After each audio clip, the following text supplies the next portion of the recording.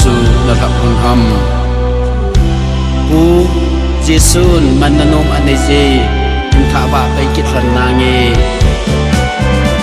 mi pi hon azuyun sangano sung azesu ang to ve nu mai cha pangte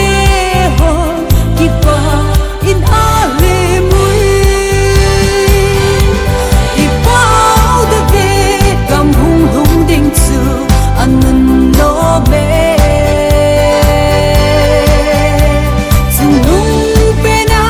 Hosanna tina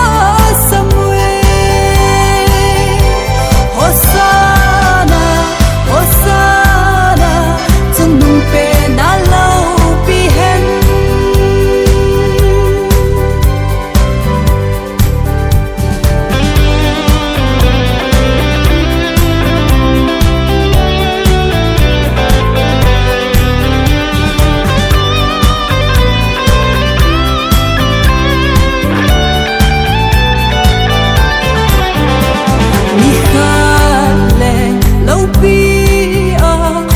Lai zo lang ki ding pa chu